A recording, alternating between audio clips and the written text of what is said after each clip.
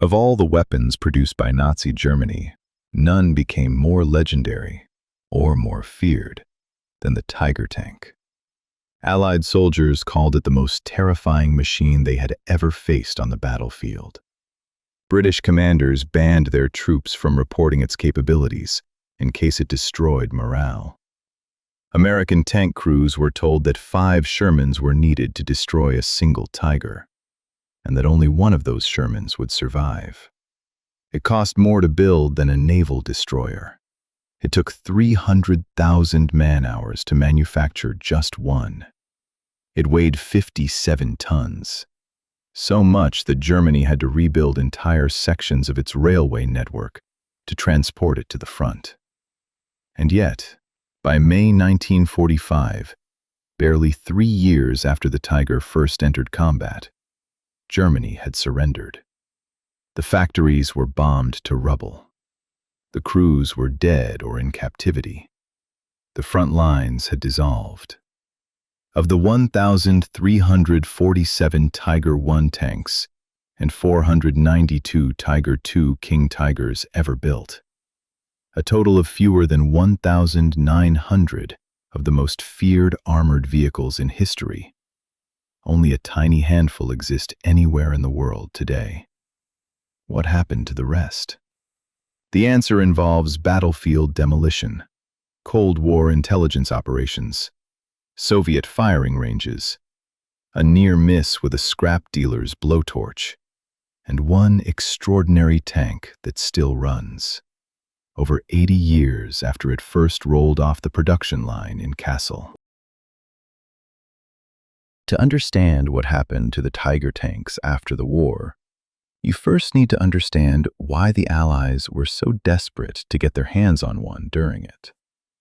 The Tiger I entered combat in September 1942, first on the Eastern Front near Leningrad, then in North Africa, then across the entire breadth of the European war. From the moment Allied tank crews first encountered it, they understood they were dealing with something completely different from anything they had faced before. The Tiger's 88mm KWK-36 gun, derived from the famous anti-aircraft 88mm flak gun, could destroy any Allied tank it faced at ranges that Allied guns simply could not match in return. A Tiger could knock out a Sherman at 1,800 meters. The Sherman could not reliably penetrate a Tiger's frontal armor, even at close range. British and American tank commanders quickly developed what became known as Tiger phobia, a battlefield fear so severe that General Bernard Montgomery personally banned all reports that mentioned the Tiger's superiority, to prevent his troops from simply refusing to engage. The Tiger's armor was equally formidable. At its thickest point, the front hull and turret, it measured 100 to 120 millimeters of solid, rolled steel. The best Allied guns of the early war years simply bounced off it. German crews developed the habit of driving their Tigers into Allied tank formations and letting the incoming fire ricochet harmlessly off their hulls, while they systematically destroyed everything around them. The Tiger II, also called the King Tiger or Königstiger, went even further. With 150 millimeters of frontal armor and a longer, even more powerful 88mm gun, it was effectively impervious to any Allied tank gun from the front.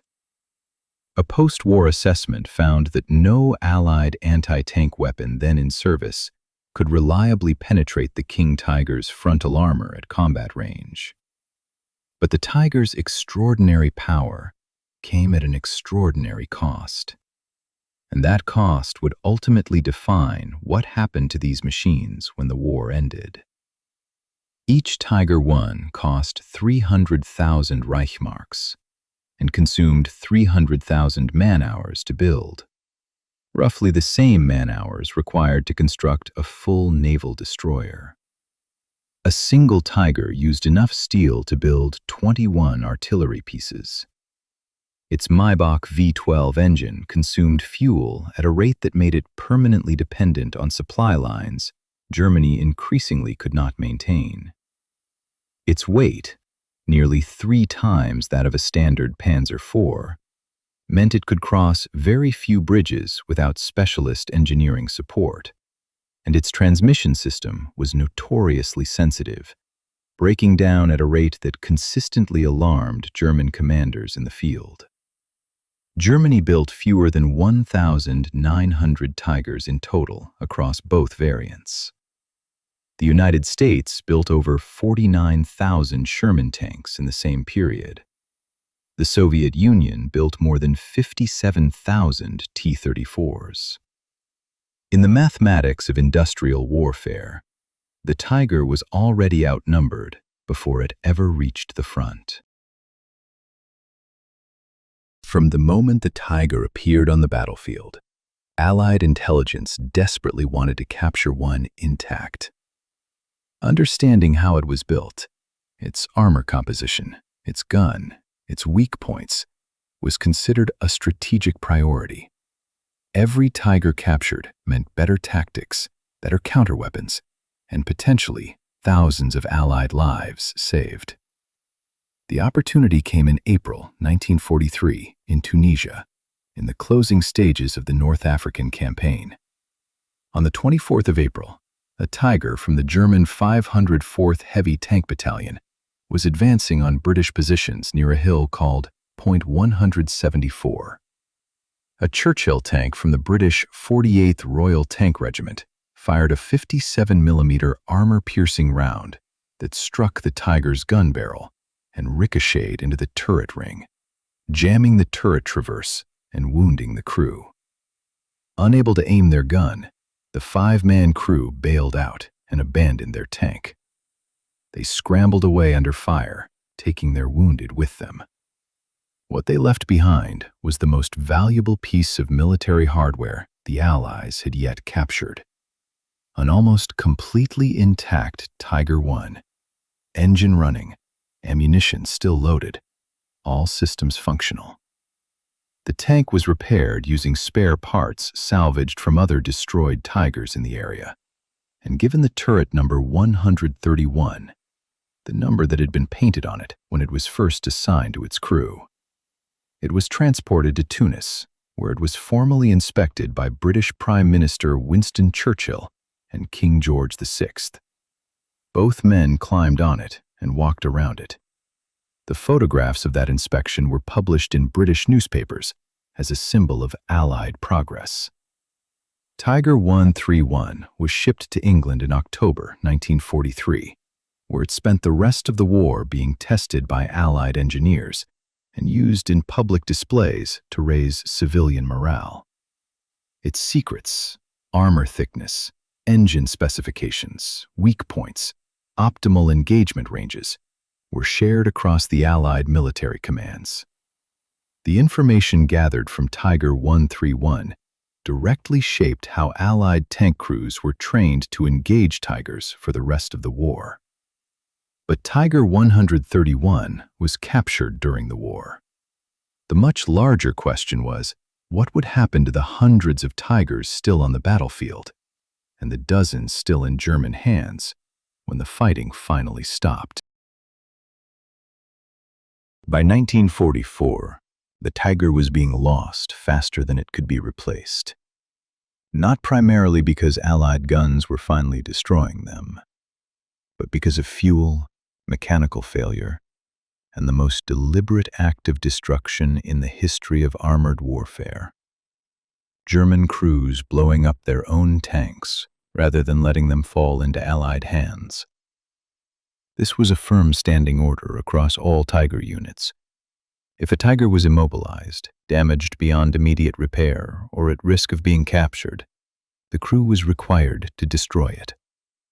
The standard method was placing explosive charges inside the turret and detonating them while withdrawing. The resulting explosion tore through the ammunition storage, ignited the fuel, and collapsed the hull, leaving a scorched, twisted wreck that was of no intelligence value to anyone. In the final months of the war, As Allied armies converged on Germany from east and west simultaneously, this self-destruction became near total. Entire Tiger battalions were wiped out not by enemy fire, but by their own crews following orders. In the Battle of the Falaise Pocket in August 1944, dozens of Tiger and King Tiger tanks were abandoned or destroyed in a single catastrophic retreat. The roads around the Norman town of Vimoutiers were littered with wrecked German armor, Panthers, Panzer IVs, and Tigers, abandoned when they ran out of fuel or broke down during the chaotic German withdrawal. One of those Tigers was left in a ditch beside a country road outside Vimoutiers, its crew having set explosive charges before fleeing. The explosion damaged the turret ring and the engine deck, but the hull survived. For the next 30 years, it sat rusting in that ditch, slowly being stripped by souvenir hunters and local scrap dealers who removed its hatches, exhaust pipes, gearbox, and transmission. On the Eastern Front, the story was similar, but even more extreme. Soviet forces recovered dozens of damaged or abandoned Tigers and used them for firing range target practice throughout the 1950s, systematically shooting them apart to test new Soviet anti-tank weapons and ammunition. Veteran accounts from the Kubinka Proving Ground describe rows of captured German tanks, including Tigers, being used as targets until they were utterly destroyed, then hauled to the Stalingrad steel plant to be smelted down for Soviet reconstruction. By 1946, across all the battlefields of Europe and North Africa, the vast majority of all Tiger tanks ever built had been destroyed, either in combat, by their own crews, by Soviet target practice, or by the enormous post-war scrapping operations that swept across Germany as the occupying powers dismantled the physical infrastructure of the Nazi war machine. When Germany surrendered on the 8th of May 1945, the Allies faced a logistical challenge of almost incomprehensible scale. Across occupied Germany, across France, across Poland, across the ruins of the Eastern Front stretching all the way to Moscow, there were millions of tons of German military hardware. Tanks, artillery, aircraft, warships, submarines, trucks, motorcycles, small arms, ammunition. All of it had to be accounted for, secured, or destroyed. The Allied Control Council, the joint governing body of occupied Germany, issued directives requiring the complete dismantling of Germany's military production capacity.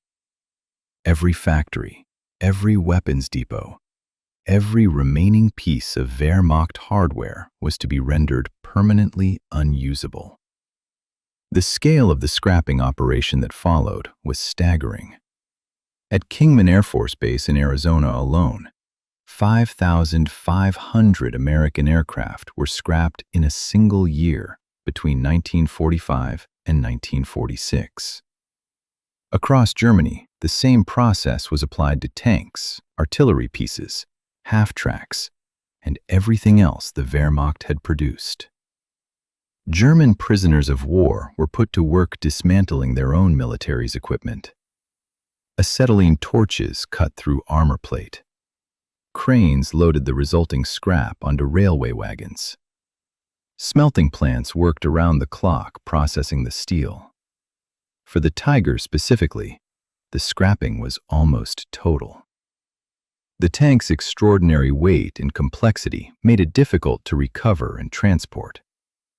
The Henschel factory in Kassel that had built every Tiger was heavily bombed and effectively destroyed by 1945. The spare parts network that kept Tigers running no longer existed. Even if someone had wanted to preserve more of them, the practical obstacles were enormous, and the political will to do so was essentially zero. These were the weapons of a defeated enemy, and the overwhelming priority was ensuring Germany could never use them again. The result was that within a decade of the war's end, the Tiger had gone from being the most feared tank in the world to being almost completely extinct. Out of 1,347 Tiger Is and 492 Tiger IIs ever built, a combined total of 1,839 tanks, fewer than 20 survive anywhere on Earth today. So where are the survivors? The answer to that question takes you to 6 countries across 3 continents, and to stories of near destruction, Cold War intelligence operations, and last-minute rescues that are almost as dramatic as anything that happened during the war itself. The most famous surviving Tiger is Tiger 131, the tank captured in Tunisia in April 1943, inspected by Churchill and King George VI, and shipped to England. After the war, it was transferred to the Tank Museum at Bovington in Dorset, England, where it arrived in 1951. For decades, it sat as a static display piece, slowly deteriorating. In 1990, the museum launched an ambitious multi-year restoration project in partnership with the British Army Base Repair Organization. The tank was almost completely disassembled, its Maybach engine rebuilt, its transmission restored, every system returned as close as possible to its 1943 operational condition. The total cost exceeded £80,000. In December 2003, Tiger 131 ran under its own power for the first time since 1943. The sound of its V12 Maybach engine starting up, heard publicly for the first time in 60 years, drew crowds from around the world. Today, it is the only fully operational Tiger I anywhere on Earth, run twice a year at special Tiger Day events that attract thousands of visitors. In 2014, it appeared in the Hollywood film Fury, the first time a real, fully functional tiger had appeared on film since the war itself. France has 2 surviving Tiger Is. The more famous is in the town of Vimoutiers in Normandy. The same tank abandoned in a roadside ditch in August 1944. For 30 years it rusted in that ditch, slowly being stripped for parts. In the 1970s, a scrap metal dealer from Caen purchased it and arrived with acetylene cutting equipment to slice it apart for smelting. A local resident saw what was happening and contacted the mayor. An emergency purchase was authorized by the Paris War Office. The tank was saved, literally minutes from being cut into pieces, and placed on permanent outdoor display, where it remains today, heavily weathered but structurally intact. The second French Tiger is housed at the Musée des Blindés in Saumur in the Loire Valley, one of the world's great tank museums. This Tiger was captured by French forces in Normandy in 1944, repainted in French Army colors, and actually used in combat by French troops fighting their way through Germany in the final weeks of the war. A French Tiger fighting in France, in French service, against the country that built it. One of the more remarkable ironies of the entire conflict. Saumur also holds the only fully operational Tiger II King Tiger in the world, which is regularly driven in public demonstrations. In Russia, 2 Tiger Is survive. One is at the Kubinka Tank Museum near Moscow, captured intact on the Eastern Front and used for testing and evaluation throughout the war before being preserved. The other is at the Lenino-Snegiri Military Historical Museum, a badly damaged vehicle that was used as a target on a Soviet military firing range for years, surviving only because it was too damaged to be worth moving to the smelter. It shows the scars of dozens of direct hits and remains as a grimly compelling monument to what Soviet anti-tank weapons could do to even the heaviest German armor. The United States has 1 surviving Tiger I at the National Armor and Cavalry Museum at Fort Moore in Georgia. This tank, designated Tiger 712, was captured in North Africa in May 1943 and shipped to America for testing and evaluation. In 1946, large sections of its hull and turret were cut away by American engineers conducting armor penetration tests. It sits today as a partial hull, permanently open on its left side, a cross-section of one of the most feared tanks in history, showing its internal layout to anyone who cares to look.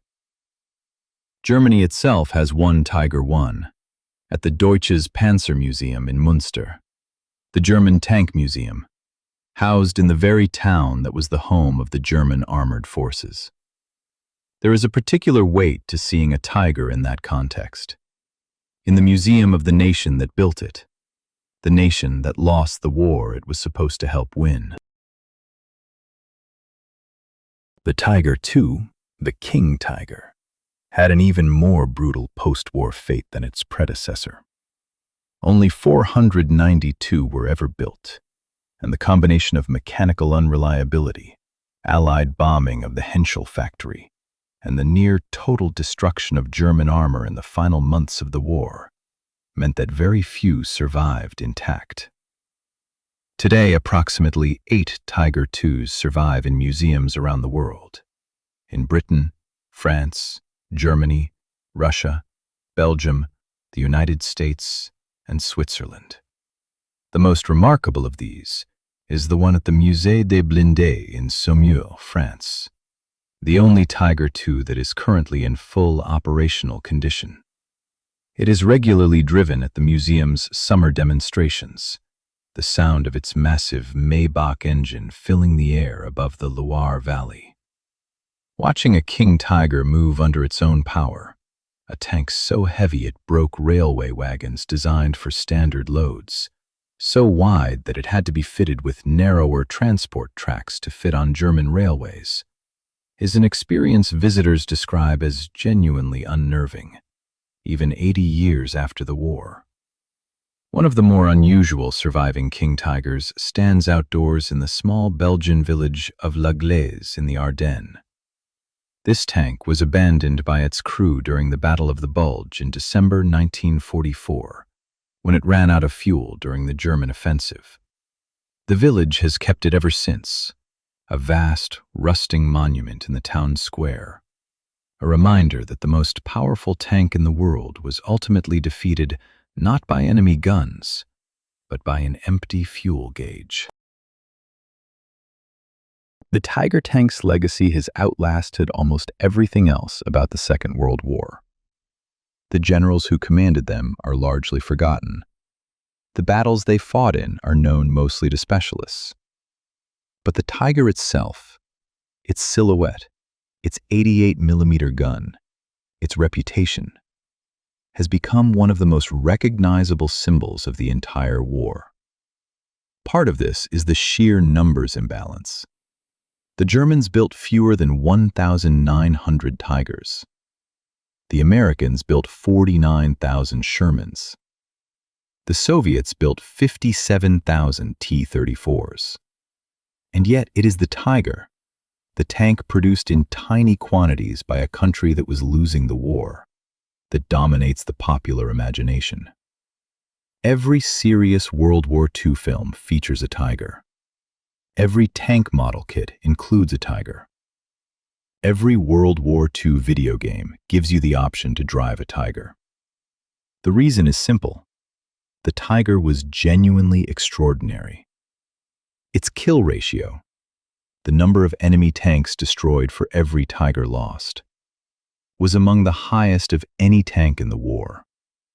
Its psychological impact on Allied tank crews was real and measurable. The lengths to which Allied commanders went to obtain one intact, to understand it, to train their crews to fight it, all of this speaks to a machine that genuinely earned its terrifying reputation. That reputation is why Tiger 131 at Bovington draws visitors from around the world for its twice-yearly running demonstrations. It is why the Saumur Museum's King Tiger is one of the most photographed military vehicles in Europe. It is why the rusting outdoor Tiger at Vimoutier in Normandy, missing its hatches, its exhausts, its engine, is still listed as a French national historical monument. These are not just old machines. They are the physical remnants of a war that reshaped the entire world. And the fact that so few survived, out of nearly 1,900 built, fewer than 20 remain, makes each one something close to irreplaceable. Of the 1,347 Tiger I tanks built between 1942 and 1944, 10 survive. Of the 492 Tiger IIs built between 1944 and 1945, roughly 8 survive. The rest were destroyed in combat, blown up by their own crews, used as Soviet firing range targets, cut apart by Allied engineers, or melted down in the great post-war scrapping operations that stripped Germany of its military infrastructure. The most feared tank in the world, a machine that cost a nation 300,000 man-hours to build and caused Allied commanders to ban reports of its capabilities, survived the war in fewer numbers than a small-town football stadium could hold. The one that ran under its own power in Tunisia in 1943, inspected by Churchill, shipped to England, used to train a generation of Allied tank crews in how to fight it, still runs today in a museum in Dorset. Twice a year, its Maybach engine starts, its tracks clatter, and for a few minutes, the most terrifying sound on the Eastern Front fills the English countryside. History has a way of preserving exactly what it needs to. And what it needed, apparently, was Tiger 131. If you found this story fascinating, subscribe for more hidden histories from the Second World War. And let us know in the comments, have you ever seen a Tiger tank in person? And if you could choose any World War II vehicle to see running, what would it be?